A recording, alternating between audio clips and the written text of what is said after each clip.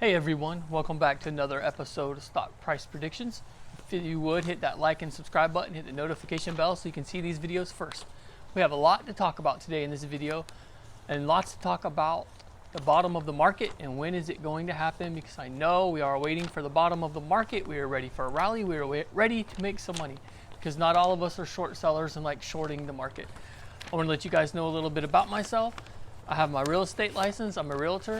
I've been in real estate for the last 15 years. I also have a lawn care business that I run, and I also have a pressure washing company. So I'll have two side hustles that I do, run those two companies, and I'm also a real estate agent. So if you're in Florida and you're looking to buy or sell a home, let me know. Let me take care of it for you guys. All right, enough about me. Let's talk more about the market. Okay, so in my opinion, I think we are getting close to a bottom. Not financial advice, your own research, but I think we are getting close to the bottom. The reason I say that is because the 10-year treasury yields are at 4.3%. Now, typically, when the treasury yields peak, the market bottoms 2 to 3 months before then. So I think the treasury yields are really very close to a peak at being 4.3%. With the yields being so high of 4.3%, those are destroying the markets. Not only are they destroying the markets, they're going to destroy the real estate, which is a lagging behind the 10-year treasury yields rising so high. But the real estate's going to get destroyed. Now, with the high treasury yields, we are going to see 30-year interest rates at 8%. A 4.3 treasury yields will be at 8%. That's very high. That's going to destroy the house market. Now, what am I going to do? Well, 2023 maybe, but probably 2024, 2025 will be the time to buy a house. With the Fed crashing these markets and forcing a recession on what he's doing, the houses are going to get cheap. So in my opinion, I'm going to buy houses. I'm getting money up. I sold stocks at the beginning of the year. So for next year, maybe, or 2024, 2025, depending on when they crash, we'll be buying real estate. Now, the real estate market lags behind the stock market. I know the treasury yields went up fast, but the housing's already starting to come down. So when the treasury yields go up super fast, the market does the opposite and goes down super fast.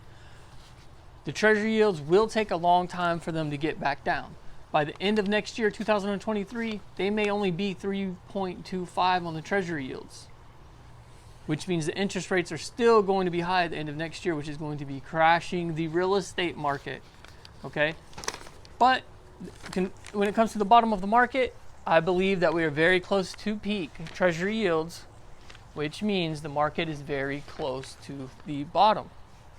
Now, another reason that we are getting close to the bottom is retail has finally begun to capitulate. They have finally started selling. That's always the last to go. When retail starts to sell their stocks, retail has had enough, which unfortunately, that's not the best thing to do right now. You don't want to sell when everything's down. We want to buy. We want a dollar cost average.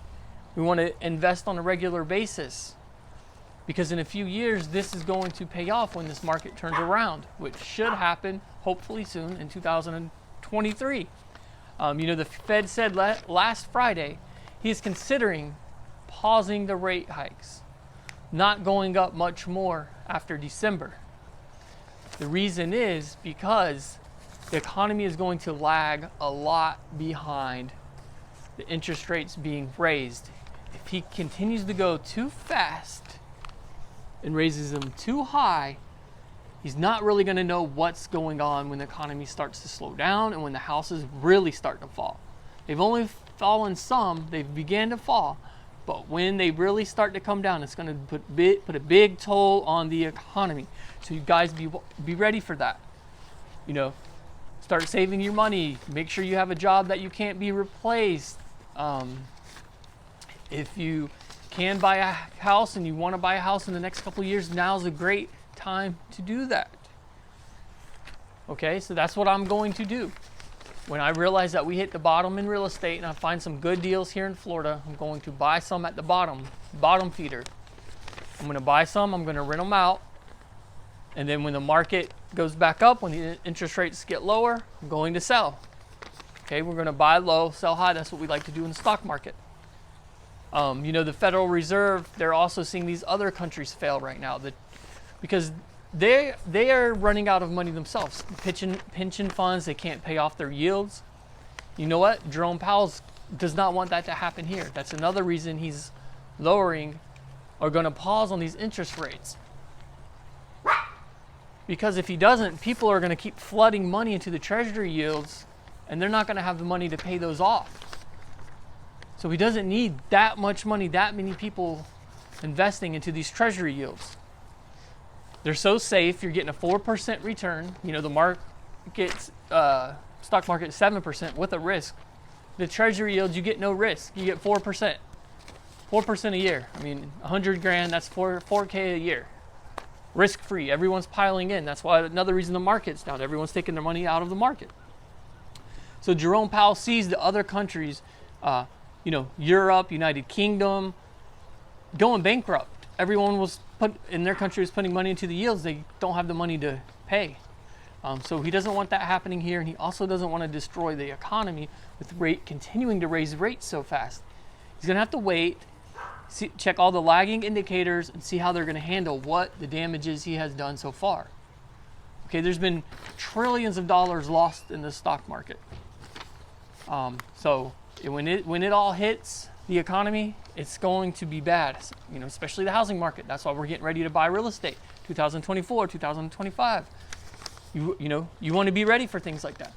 Now, we did have a little bit of a run last week. Maybe Wall Street knew what was going to happen. Maybe Wall Street, you know, got inside and heard that Powell may possibly pause on the rate hikes. Now, because originally he was going to go 75 basis point hike in November, a 75 basis point hike in December. That is possibly changing now.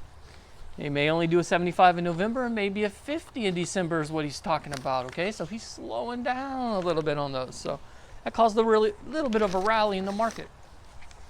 We know in the last 5 days we had the NASDAQ up 5%. We had the SPY up 5%. Hopefully they can hold. Hopefully this isn't a little bear market rally because I know we're all ready to get some gains and for this horrible bear market to be over with. It's been a long, slow bleed for the last year.